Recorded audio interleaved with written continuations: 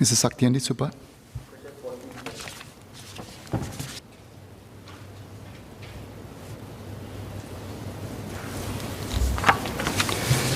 Mr. Speaker, sir, since the start of the COVID-19 pandemic, the productivity of various sectors of the economy has been uneven, reflecting in large parts the differentiated impact of the pandemic.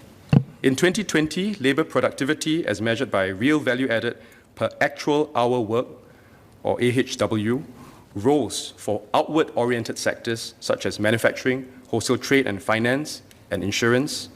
For example, the productivity of manufacturing and wholesale trade sectors increased by 18.6% and 3.1% respectively.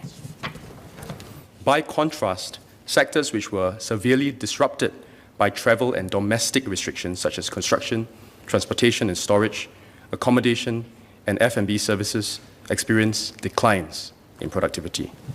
In particular, the productivity of the transportation and storage and F&B services sectors fell by 22.1% and 17.7% respectively. For 2021, productivity growth is expected to remain positive for the most outward-oriented sectors, given the pickup in global economic activity. Sectors that continue to be disrupted by weak travel demand and domestic restrictions, such as transportation and storage and F&B services, are not likely to return to pre-COVID productivity levels, as activities in these sectors are not expected to recover fully this year. But since 2015, MTI has compiled statistics on real value added per actual hour worked to complement statistics on real value added per worker. Real value added per actual hour worked is recognized internationally, including by the International Labour Organization, to be the most appropriate measure of labour productivity, as actual hours worked capture the intensity of labour input more accurately. In the context of a hybrid model of working, real value added per actual hour worked also provides a more accurate measure of labour productivity, as it accounts for the varying intensity of labour input by employees under different types of work arrangement. These include flexi-time arrangements that grant employees flexible work schedules, depending on their work, of course, and personal commitments.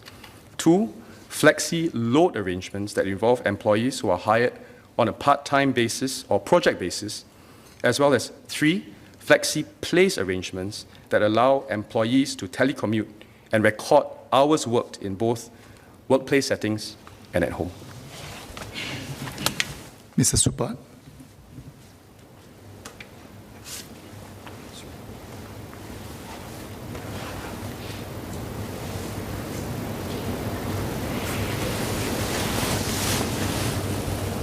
Speaker, I'd like to thank MOS for his answers. I've got 2 SQs. First is in relation to my earlier PQ.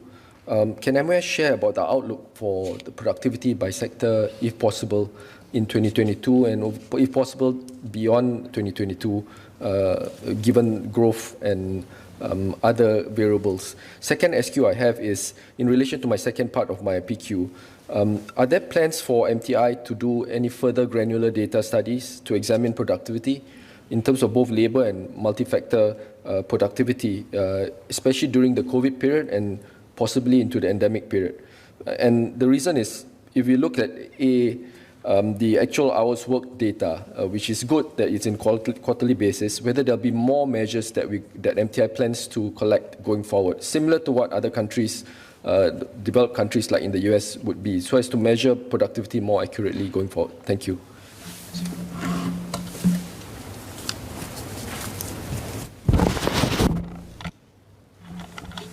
Thank the member for his 2 SQs. I'll take the measurement of labour productivity first, and then go into the outlook across sectors. First is on how is labour productivity typically measured, and really what are the differences between existing labour productivity measures. Well, labour productivity measures actually measures how effectively or efficiently labour inputs are used to produce output. They are computed in terms of, as I mentioned, on real VA per actual hour worked, or real VA per worker. There are differences between these two, because of changes in the average number of hours worked per worker over time. And I think that also has been quite accentuated during COVID-19. Of the two measures that we talked about, real VA per HHW is recognized internationally, including, as I mentioned earlier, by ILO, to be a better measure of labor productivity because the actual numbers, actual hours work capture the intensity of labor input more accurately. In Singapore's context, this measure has also become more relevant in recent years with the rising number of part-time workers in the economy and then the cyclical changes in the number of hours worked by full-time workers. If you look at TFP, or total factor productivity, which is also known as multi-factor productivity, it's also an alternate measure of productivity and captures how efficiently both capital and labor are used together in the production process. It is computed as a residual on an annual basis and is defined as a change in GDP not attributed to changes in capital and labor inputs. So, for example, an increase in TFP may be due to factors such as a rise in technology, improvements in management practices and organizational structures, or maybe even the diffusion of technology across firms. So while not 100% accurate indication, I think this particular measure, for now, manages to capture productivity in the most accurate form, but we will be open to looking at other ways to measure, given the changing nature of work across the world and given how COVID-19 has also looked at productivity across workplace and home. With regards to the outlook for productivity, both MOS Low and myself have shared earlier on that the growth as well as recovery across sectors are uneven. There is domestically oriented sectors and there's the outwardly oriented sectors. The domestically oriented sectors experience a steeper contraction in value add in 2020, a reduction in 15.9%, as compared to the outward oriented sectors, a decrease in 0.9%. But our productivity performance tends to be pro-cyclical, and so it has resulted in an uneven productivity across various sectors. I wanted to also just share a little bit that what we are doing is we're not being stagnant in this regard. Productivity has been an issue in advanced economies, and in particular Singapore has been managing or trying to increase productivity for decades. Our refresh of the industry transformation maps, the 23 ITMs that Moslow had mentioned earlier on, seeks to find ways in which to increase productivity.